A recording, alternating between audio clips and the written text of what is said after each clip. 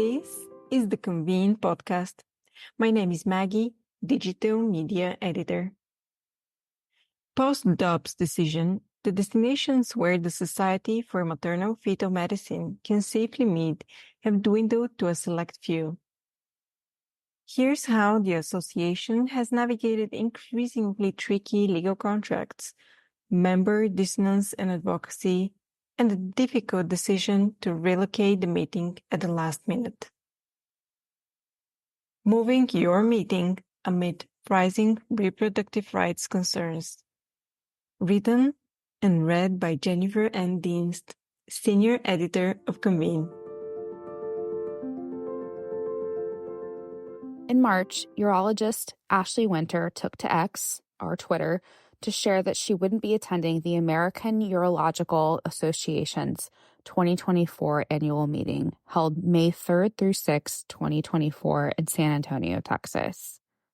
Quote, "My husband and I are trying for our second child. At 39 years old, I have a high risk of miscarriage, and I don't want to go somewhere my healthcare options are limited should I have an emergency," she posted. I am saying this out loud because there are a lot of people in a similar situation to me who do not have the platform or comfort to say such things. I hope professional organizations bear this in mind when they choose conference venues.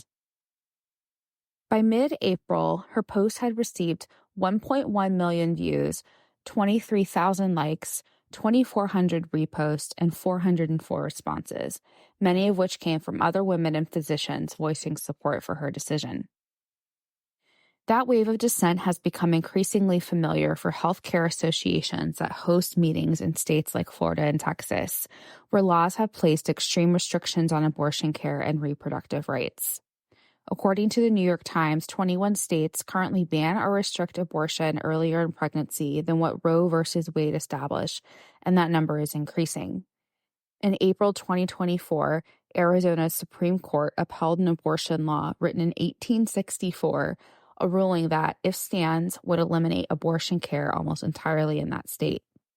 At press time, a lower court was hearing further arguments on the law, which bans abortion from the time of conception, with saving the life of the mother as the lone exception. In a story in Convene's January-February 2024 issue, we spoke with event professionals choosing not to cancel their meetings scheduled to be held in destinations that pass controversial laws. Their decisions were rooted in the belief that it's important to demonstrate support for their members as well as affected community in those destinations. Moving their meeting to another destination, however, is the better option for some groups.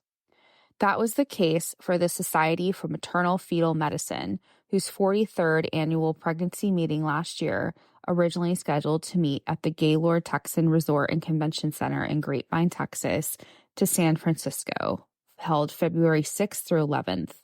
Like many associations, SMFM signs contracts with its host destination years in advance.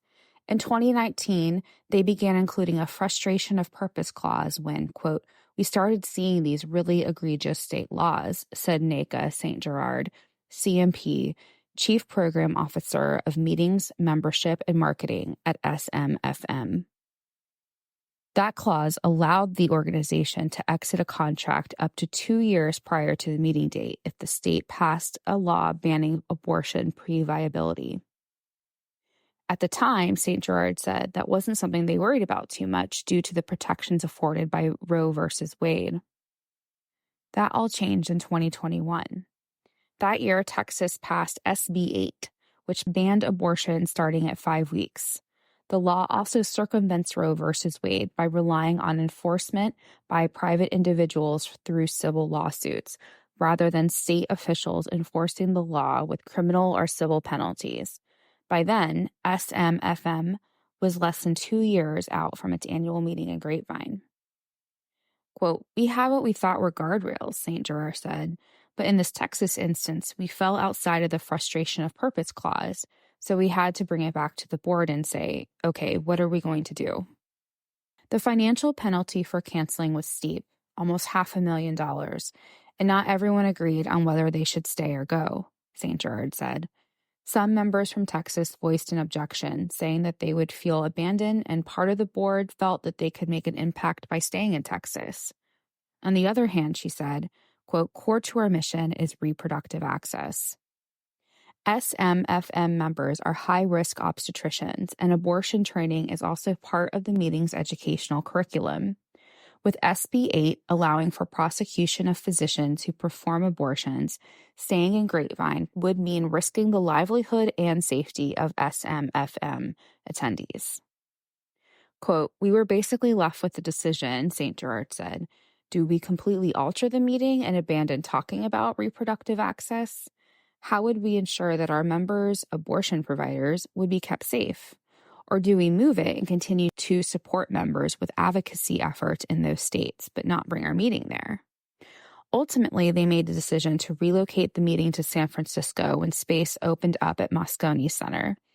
St. Gerard was able to negotiate the cancellation penalty down to almost half, thanks to the association's positive, long-standing relationship with Gaylord Hotels and by contracting future meetings with the brand. But the tough call initiated a series of difficult conversations within SMFM about how and where they should contract their future meetings. Now that Roe v.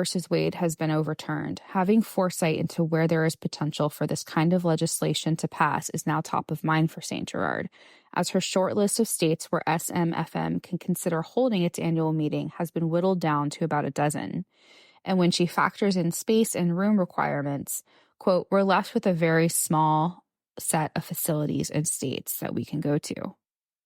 Further complicating things is the number of venues that will reject their contracts solely because they contain a frustration of purpose clause, which prompted them to consider if it always makes sense to include one.